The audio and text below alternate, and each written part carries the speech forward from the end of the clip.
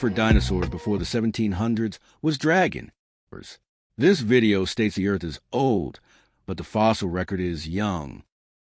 The fall of Adam and woman happened recently, not creation. The giants lived recently. Dragonflies the size of ravens, while millipedes 8 feet long crawl on the ground, living side by side with biblical humans. The flood was recently within 7,000 to 12,000 years ago. Now, let's get into the proof and evidence that the non-avian dinosaurs. Proof number 1. The fossil record itself. If you want to know how dinosaurs died, a good place to look would be the remains. The bones themselves are proof of the worldwide flood. LiveScience.com explains that core methods of fossilization involve water and sedimentary rock quickly covering the body before it has time to decay. It should be called the flood record instead of the fossil record. God is not a liar. He left behind plenty of evidence of the worldwide flood. The number 1 piece of evidence is the fossil record itself. Proof number 2. Proof number 2, the dinosaur death pose. You can literally see them drowning. Within paleontology, the death pose is the name given to the odd position many dinosaurs, especially theropods, are found with their heads thrown back, necks arched, and tails recurved. This is obviously great evidence of the worldwide flood. The dino death pose is a global phenomena found worldwide. Proof number 3, mummified dinosaurs in massive graveyards. Google says that mass fossil graveyards are found worldwide. Some fossils are in such pristine condition that skin/scale texture and color pigment can be found. Another discovery overshadowed the legendary Edmontosaurus, a Brachylophosaurus fossil, affectionately named Leonardo.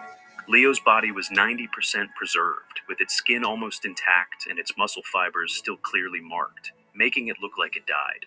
Last year, not 77 million years ago. Not only skin and muscle, but also horny beaks and neck crests, along with the remains of the last meal in the compacted mudstone, a mixture of weeds. Its position, entombed amid a jumble of ribs and limb bones, hinted at a violent, swirling force that had swept the herd together and flipped massive animals like toys.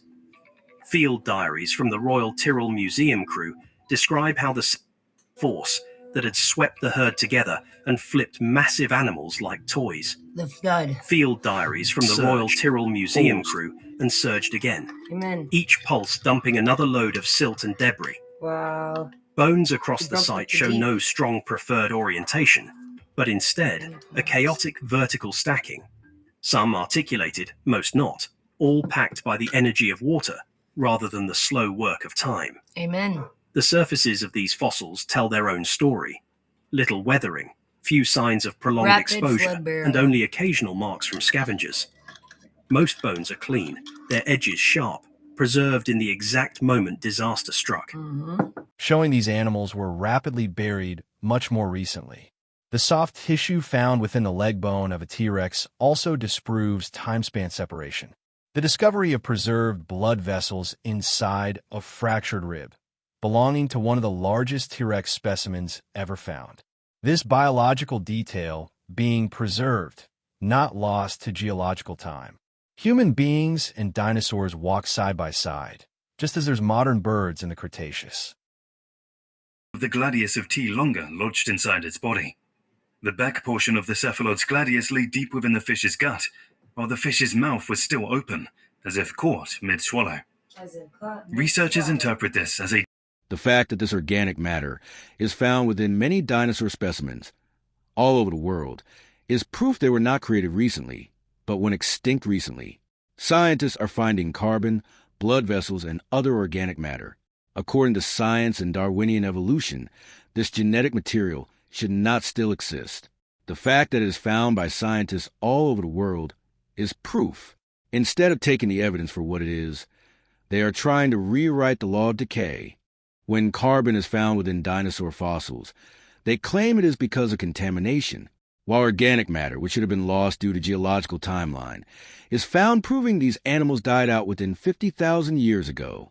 The proof will show that there is no such thing as 66 million years of separation between man and dinosaur. pretty easily while floating in the water. So below the waves, Borealia pelta came to rest in a layer of stagnant, oxygen-poor mud. Traces of burrowing sea creatures were found nearby, but paleontologists found no evidence that the dinosaur's body was scavenged. And when it was discovered, Borealia pelta was encased in a tomb of hard rock called a concretion. As its body decayed, carbon dioxide and other substances were released, which changed the chemistry of the water inside the mud around the carcass. Soon enough, a tough layer of siderite, a type of iron carbonate, formed, protecting the dinosaur's remains. But how did it get so far away from the coastline? After all, Borealia pelta was heavily armored and short-legged, so it was probably a terrible swimmer, and it lived on land anyway, so there's no reason to think that the nodosaur swam to its watery grave. It's more likely that the dinosaur's body was washed out to sea. Sometimes after an animal dies and bacteria start breaking it down, gases build up inside the corpse. And if the carcass ends up in a body of water while that's happening, it might start bobbing around at the surface.